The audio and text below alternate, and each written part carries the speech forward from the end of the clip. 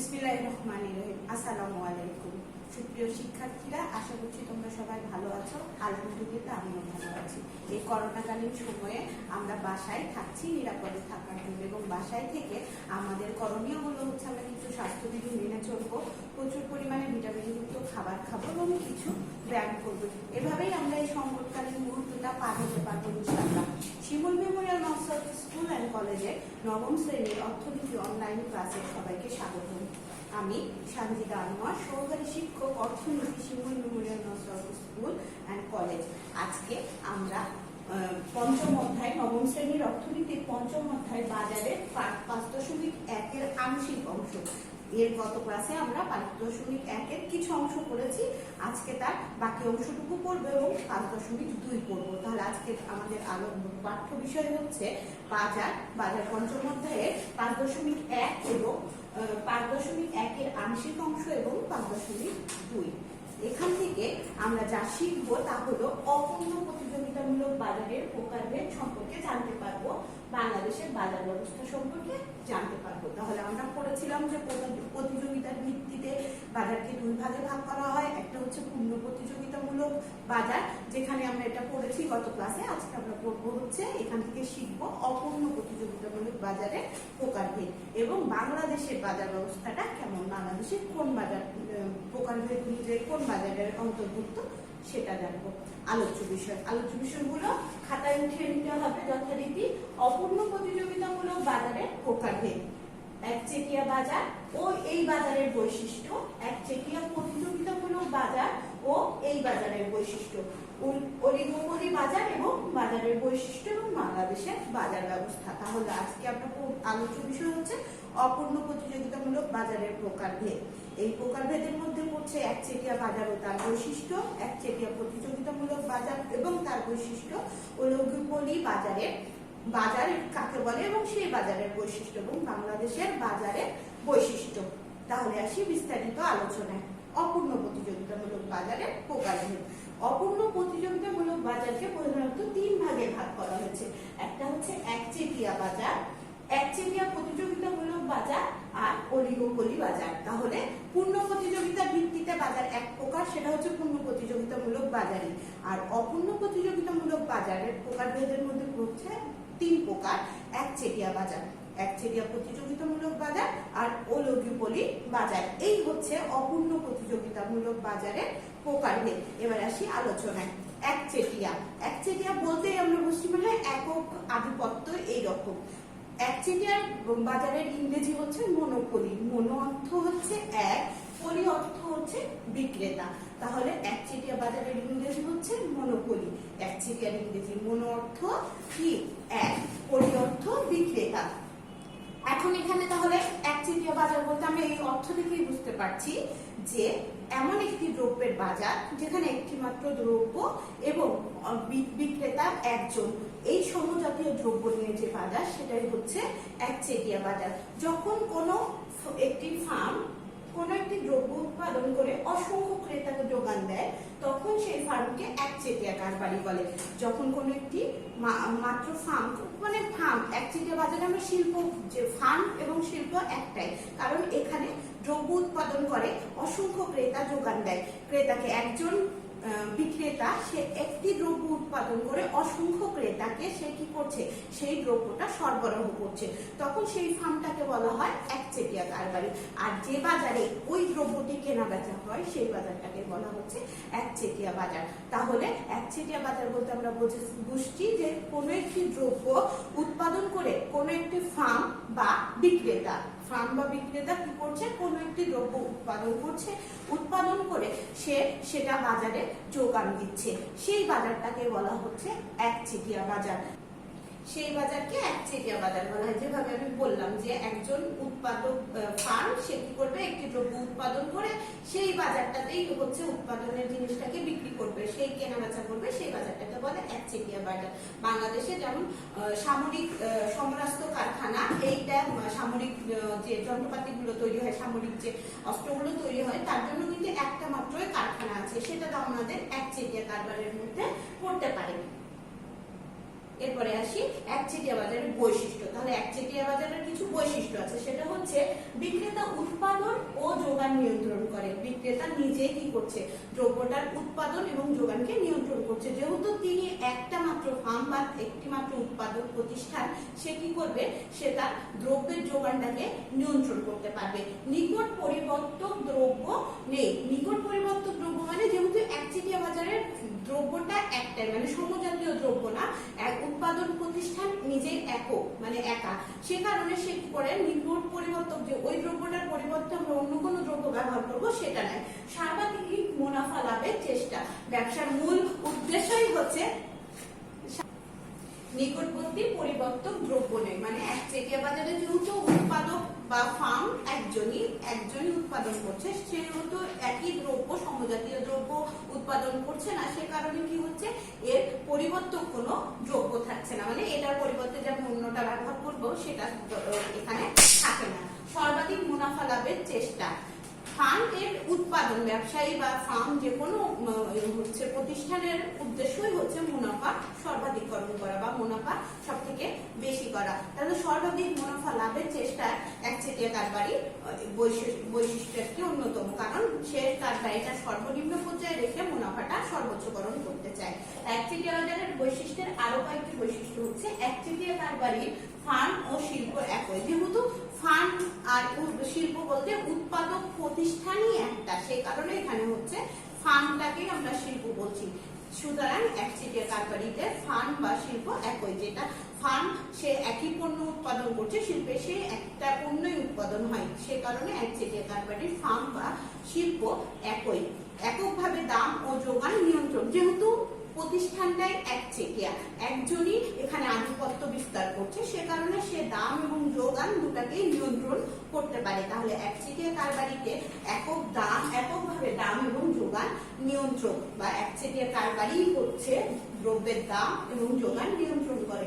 নতুন ফার্মের প্রবেশ বন্ধ।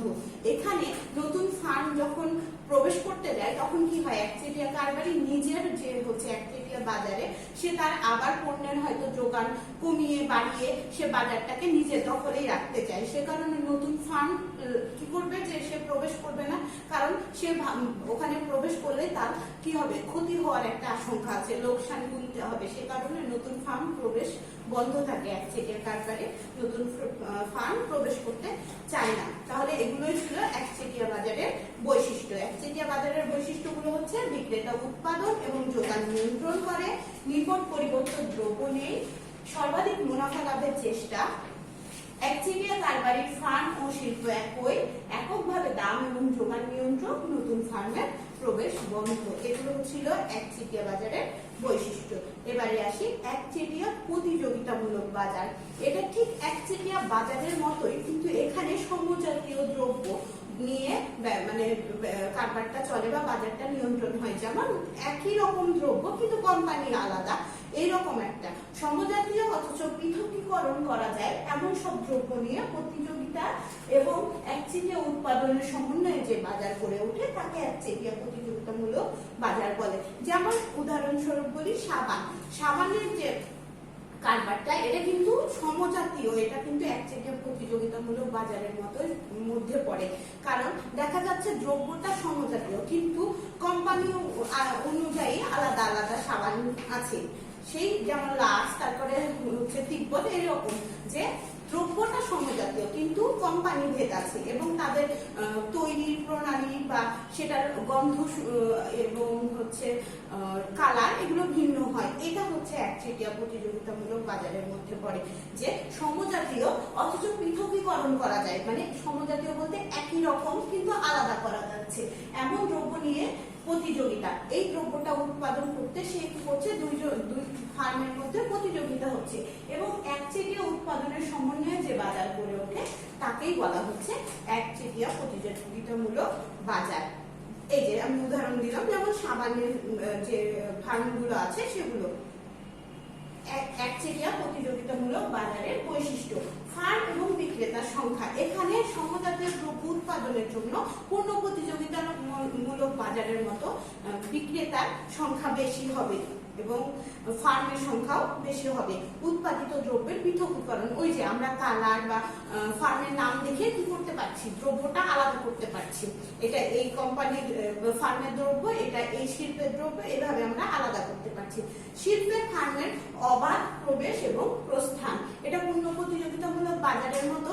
এখানে যে কেউ অবাধে প্রবেশ করতে পারবে এবং তার যখন লোকসান হবে, সে যখন দেখছে যে তার ব্যবসাটা বা তার উৎপাদিত পণ্যটা বিক্রি হচ্ছে না, তখন সে কি করবে, চলে যেতে পারবে।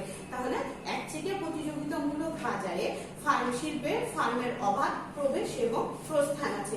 বিজ্ঞাপন ও বিক্রয় খরচ, দেখবে সাবানের জন্য কি করা হয়, টেলিভিশনে বিজ্ঞাপন দেওয়া হয়, বিভিন্ন বড় বড় চলচ্চিত্র শিল্পী বা হচ্ছে খেলোয়াড় এনাদেরকে দিয়ে কি করানো হয়, বিজ্ঞাপন করানো হয়। এবং প্রত্যেকটা যখন দেখা যায় যে প্রতিযোগিতামূলক কিভাবে যে ফার্মের শিল্পগুলোতে এই একচেটিয়া প্রতিযোগিতামূলক বাজারে যে যখন দেখা যায় যে অনেক বড় হচ্ছে কোনো অভিনয় শিল্পীকে দিয়ে যখন করানো হচ্ছে, তখন আরেকটা প্রতিষ্ঠান ঠিক তার মতোই বা তার থেকে আরেকটু মানে অভিনয় কি বলবো, আরেকটু যে বেশি মর্যাদা সম্পন্ন মানুষকে দিয়ে তারা বিজ্ঞাপন করছে।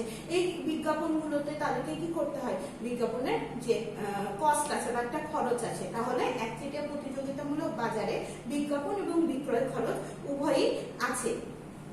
একচেটিয়া প্রতিযোগিতামূলক বাজারে আর কিছু বৈশিষ্ট্য হচ্ছে চাহিদার প্রকৃতি। এখানে চাহিদার প্রকৃতিটা কি হয়, একই রকম, এবং চাহিদার বাড়া বা কমার সাথে সাথে যোগানেরও কি হয়, কিছুটা পরিবর্তন হয়। এবং মুনাফা সর্বোচ্চকরণ, প্রত্যেকটা শিল্পের বা প্রত্যেকটা ব্যবসায়ী, প্রত্যেকটা উৎপাদনকারীর প্রচেষ্টা বা চেষ্টাই থাকে তার ব্যয়টাকে সর্বনিম্ন করে মুনাফাটাকে সর্বোচ্চকরণ করা, মানে মুনাফা বেশি করা। তো এই বাজারেও ঠিক একইভাবে কি হয়, মুনাফা সর্বোচ্চকরণের একটা লক্ষ্য থাকে এবং মুনাফা সর্বোচ্চকরণের জন্য ফার্মগুলো সবসময় কোনো না কোনো পদ্ধতি অবলম্বন করে। দ্রব্যের অনুকরণ, এখানে দ্রব্যের অনুকরণ বলতে বোঝাচ্ছে যে দ্রব্য দুটি সমজাতীয়, ফার্মগুলো যেহেতু সমজাতীয় সেজন্য দ্রব্যের অনুকরণও থাকতে পারে। কোনোটা একটু দেখা গেল যে অন্য ফার্মের উৎপাদিত যে শিল্প বা উৎপাদিত যে পণ্যটা আছে সেটা একটু বেশি বাজারে বিক্রি হচ্ছে, তখন কি করে অন্য ফার্ম বা উৎপাদক প্রতিষ্ঠান তখন সে তার থেকে একটু ভালো কিছু উৎপাদন করতে চায়। এই যে দ্রব্যের অনুকরণের একটা বিষয় থাকে। দীর্ঘকালীন পরিস্থিতি, এখানে দীর্ঘকালীন পরিস্থিতিতেও যোগানটা নিয়ন্ত্রণ করে রেখে ফার্ম বা শিল্প যারা আছে উৎপাদক, তারা হচ্ছে এই বাজারটাকে কি করছে, নিয়ন্ত্রণ করছে দীর্ঘকালীন পরিস্থিতিতেও। তাহলে এগুলো হচ্ছে একচেটিয়া প্রতিযোগিতামূলক বাজারের বৈশিষ্ট্য। এরপরে আসি অলিগোপলি বাজার। অলিগোপলি বাজারটা না আসলে এমন একটা বাজার ব্যবস্থা, সেখানে কিছু বিক্রেতা এবং অনেক ক্রেতা সমজাতীয় বা প্রায় সমজাতীয় দ্রব্য ক্রয় বিক্রয় করে। এই ধরনের বাজারে একজন বিক্রেতা অন্য বিক্রেতার আচরণ করে সিদ্ধান্ত গ্রহণ করে। তাহলে দেখা যাচ্ছে এই বাজার ব্যবস্থাটা এমন একটা বাজার ব্যবস্থা যেখানে কতিপয় বিক্রেতা এবং অনেক ক্রেতা, কতিপয় মানে খুব অল্প সংখ্যক বিক্রেতা আছে এবং সমজাতীয় বা প্রায় সমজাতীয় দ্রব্য, যেমন শিশু খাদ্য। শিশু খাদ্য একটা হচ্ছে কি অলিগোপলি বাজারে হচ্ছে উদাহরণ। এখানে আসি, যেমন বাংলাদেশের টেলিযোগাযোগ ব্যবস্থার যে হচ্ছে আছে, সেখানে দেখা যায় যে এখানে বিক্রেতা খুবই অল্প সংখ্যক কি এখানে উৎপাদনকারী বা বিক্রেতা, তারা কি করছে, কেউ যদি একজন বড় খেলোয়াড়কে দিয়ে তাদের ওই উৎপাদিত পণ্যটার বিজ্ঞাপন করায়, তখন দেখা যায় অন্য একটা প্রতিষ্ঠান ঠিক একইভাবে তার থেকে বড় বা তার মতো সমান স্বনামধন্য মানুষগুলোকে দিয়ে কি করাচ্ছে, তারা তাদের পণ্যের বিজ্ঞাপন করাচ্ছে। এই যে এই বাজারটা যেটা, সেটাই হচ্ছে অলিগোপলি বাজার। এই ছিল এই বাজারের সঙ্গে। এরপরে আসি এই বাজারের বৈশিষ্ট্য। বিক্রেতার সংখ্যা কিন্তু খুবই কম। এখানে কতিপয় বিক্রেতা থাকে। দ্রব্যের প্রকৃতি সমজাতীয় দ্রব্য হয় সিদ্ধান্ত গ্রহণ। এখানে উৎপাদককারী নিজেই সিদ্ধান্ত গ্রহণ করে এবং তিনি বাজারটাকে নিয়ন্ত্রণ করছে। এবং বিজ্ঞাপনের প্রভাব, এই পণ্যগুলো আসলে কি হয়, বিজ্ঞাপনের প্রভাবটা অনেক বেশি থাকে। বিজ্ঞাপনের মাধ্যমে তারা তাদের সেবাগুলোকে জনগণের কাছে পৌঁছিয়ে দেয় এবং সেই অনুযায়ী কি হচ্ছে, এই দ্রব্যগুলো বিক্রি হচ্ছে। এই ছিল এই বাজারের বৈশিষ্ট্য। এরপরে আসি বাংলাদেশের বাজার ব্যবস্থা। তার আগে আমরা জেনে নিই যে বিকশিত বাজার ব্যবস্থা কয় প্রকার। বিকশিত বাজার ব্যবস্থা মূলত 3 প্রকার। একটা হচ্ছে সময়ের পরিপ্রেক্ষিতে বাজার, একটা হচ্ছে কি অঞ্চল ভেদে বাজার, আর একটা হচ্ছে প্রতিযোগিতার ভিত্তিতে বাজার। তো বাংলাদেশের প্রকৃতি ও পরিবেশের কারণে বিভিন্ন পণ্যের ক্ষেত্রে বিভিন্ন ধরনের বাজার এবং কেনা বাজার ধরন লক্ষ্য করা যায়। বাংলাদেশের যে প্রকৃতি এবং এই পরিবেশ, ভৌগোলিক অবস্থান এবং বিভিন্ন পণ্যের ক্ষেত্রে বিভিন্ন ধরনের বাজার এবং কেনা বাজার ধরন লক্ষ্য করা যায়। যেমন পূর্ণ প্রতিযোগিতামূলক বাজার, বাংলাদেশের যে খাদ্য শস্যগুলো আছে এগুলোতে কিন্তু পূর্ণ প্রতিযোগিতামূলক বাজারের বৈশিষ্ট্য বিদ্যমান। এখানে ক্রেতা বিক্রেতার সংখ্যা অসংখ্য, এখানে যে কেউ এসে কি করতে পারে, এই বাজারে অন্তর্ভুক্ত হতে পারে এবং নিজে যখন দেখা যায় যে তার লোকসান হচ্ছে তখন সে এই বাজার ছেড়ে চলে যেতে পারে। তো বাংলাদেশের খাদ্য শস্যর যে বাজারটা সেটা পূর্ণ প্রতিযোগিতামূলক বাজারের মধ্যে পড়ে। এখানে আবার সেবা বাজারের মধ্যে যে রিক্সা পরিবহনটা আছে এটা আবার পূর্ণ প্রতিযোগিতামূলক বাজারের ভেতরে অন্তর্ভুক্ত। এরপরে আসি একচেটিয়া বাজার বা একচেটিয়া বাজার তো আমরা বললাম যেখানে উৎপাদক প্রতিষ্ঠান একটাই, সে এককভাবে সে বাজার যোগান নিয়ন্ত্রণ করে, সেটা হচ্ছে একচেটিয়া বাজার। বাংলাদেশের রপ্তানিকৃত দ্রব্যের ক্ষেত্রে এই বাজারটা ওইভাবে পরিলক্ষিত হয় না, কিন্তু আমদানিকৃত যে পণ্যগুলো আছে সেটা কিন্তু বাংলাদেশের একচেটিয়া বাজারের অন্তর্ভুক্ত। যেমন বাংলাদেশ পেট্রোলিয়াম কর্পোরেশন, এরা কি করে, এরা হচ্ছে এককভাবে এটা নিয়ন্ত্রণ করে। ঢাকা শহরের গ্যাস, পানি সরবরাহের ব্যবস্থা এগুলো কিন্তু এই একচেটিয়া বাজারের মধ্যে অন্তর্ভুক্ত করছে। এবং বাংলাদেশের রেলওয়ে কিন্তু একক একটা প্রতিষ্ঠান যে কিনা একচেটিয়া ভাবে বাংলাদেশের রেল সেবা প্রদান করে যাচ্ছে। এরপরে আসি একচেটিয়া প্রতিযোগিতামূলক বাজার। বাংলাদেশের যে বিভিন্ন ধরনের প্রসাধনী দ্রব্যগুলো আছে সেগুলো কিন্তু আবার এই একচেটিয়া প্রতিযোগিতামূলক বাজারের মধ্যে পড়ে। এখানে পণ্য প্রতিযোগিতার মতো হচ্ছে বাজারে বিক্রেতার সংখ্যা বেশি, কিন্তু তারা আবার একই সমজাতীয় দ্রব্যটা কি করছে, উৎপাদন করছে। এবং সেবা খাতের মধ্যে আসে বেসরকারি যে ক্লিনিকগুলো আছে, ডায়াগনস্টিক সেন্টার আছে, এগুলো সব একচেটিয়া প্রতিযোগিতামূলক বাজারের মধ্যে অন্তর্ভুক্ত। এই ছিল আজকের আলোচনা। এরপরে আসি মূল্যায়নে কিছু প্রশ্নের উত্তর জেনে নিই। অপূর্ণ প্রতিযোগিতামূলক বাজার কত প্রকার? অপূর্ণ প্রতিযোগিতামূলক বাজার কত প্রকার? অপূর্ণ প্রতিযোগিতামূলক বাজার 3 প্রকার, তাই না? একচেটিয়া বাজার, একচেটিয়া প্রতিযোগিতামূলক বাজার, আর হচ্ছে অলিগোপলি বাজার।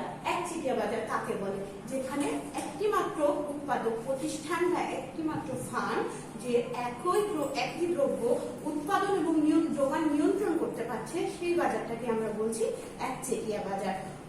অলিগোপলি বাজারের বৈশিষ্ট্যগুলো কি কি? ওই যে বিজ্ঞাপনের প্রভাব, বিক্রেতার সংখ্যা, নির্দিষ্ট যোগানের চাহিদার প্রকৃতি, এগুলো হচ্ছে অলিগোপলি বাজারের বৈশিষ্ট্য। মনোপলি শব্দের অর্থ কি?